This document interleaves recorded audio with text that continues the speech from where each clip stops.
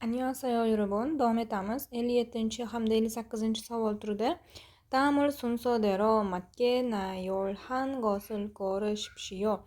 Ya'ni quyidagini tartibi bilan to'g'risini belgilab yozib chiqing degan. Ya'ni to'g'rilab chiqishimiz kerak ketma-ketligini. Chunki bu yerda har bitta gap chalkashtirib berilgan va biz buni ketma-ketida joylashtirib chiqishimiz kerak bo'lar ekan. Birinchi bo'lib biz nima qilishimiz kerak? Variantlarga e'tibor berishimiz kerak bo'ladi. Xo'p, to'rtta variantimizda ham boshida nadan boshlanar ekan. Xo'p, qani nani bir qilib belgilab olamiz va o'qib tarjima qilib ko'ramiz. 저는 일요일에 친구 집에 가려고 합니다. Men yakshanba kuni do'stimning uyiga bormoqchiman.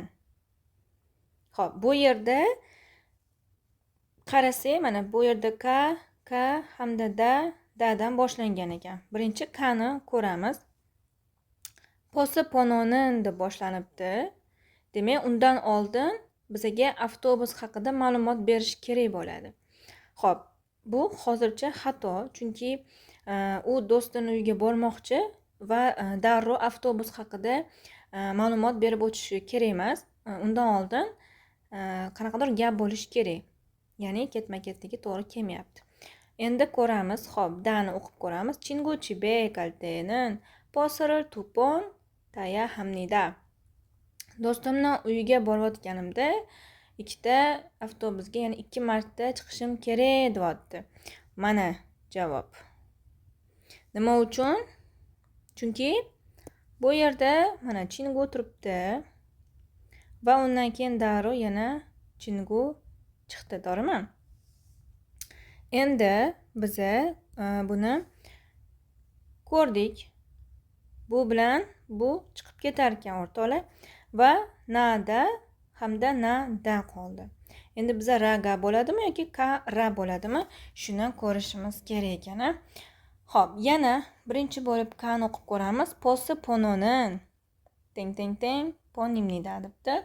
Ya'ni shu avtobusning raqamlari shu debdi. Monjo debdi-da va avtobusning raqamlarini aytib o'tibdi. To'g'rimi? Demak, bu yerda mana avtobus haqida gap ketdi. Mana bu yerda 2 marta chiqishi haqida va o'sha avtobuslarning raqamini aytib o'tdi mana. Va oxirida u qaysi avtobuslarga chiqishi kerakligi haqida bizga ma'lumot berib o'tdi. Xo'p, shunda bizada javob bo'lar ekan 3. Ya'ni qaysi bo'ladi? Nada, ka hamda ra bo'lar ekan. To'g'ri javobimiz 3 bo'ladi. Yana bir marta tarjima qilib beraman.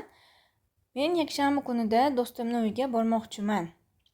Do'stimning uyiga borayotganimda 2 marta avtobusga chiqishim kerak. Avtobus raqamlari shu va shu.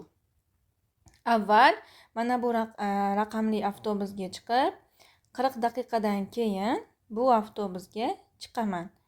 Shu uchun 3-javob to'g'ri bo'ladi.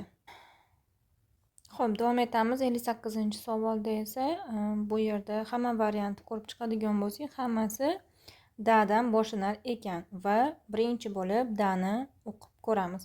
요즘은 날씨가 덥지만 감기가 유행입니다. Shu kunlarda ob-havo issiq, lekin kamgi shamollash avjida, ya'ni ko'paygan degani yuhenxada. Yuhenxadani yana boshqa ma'nolari bor, trendda degan ma'nosi ham bor. Endi biza dadan boshlanganini ko'rdik. Bu yerda shamollash haqida gap ketgan. Demak, bu bir-biriga bog'liq bo'lishi kerak. Ya'ni ob-havo issiq, lekin shamollash avjida bo'lgani uchun nimadir bo'lmayotganligi haqida gap ketishi kerak ekan. Xo'p, kadan boshlaymiz. 그래서 사람이 많은 것은 가지 않습니다. Mana 그래서 ya'ni bir-biriga bog'langan bo'lib, mana bular ikkalasi bir-biriga bog'langan. Chunki bu yerda ob-havoni isishi hamda issiq bo'lganiga qaramasdan shamollash avjiga chiqqanligi sababli, mana kreso sababli ham odamlar ko'p joyga bormaydi. Demak, biza ko'rdik. Kdan boshlanar ekan. Demak, bu yerda mana birinchi hamda ikkinchi variantni o'z-o'zidan olib tashlaymiz. Endi bizada nima qoldi? 3-variant bilan 4-variant qoldi. O'shaning uchun biz nima qilishimiz kerak? Na bilan rani bir-biri bilan solishtirib ko'rishimiz kerak ekan. Xo'p, bu yerda sababini topdik. Endi biz nimani topishimiz kerak?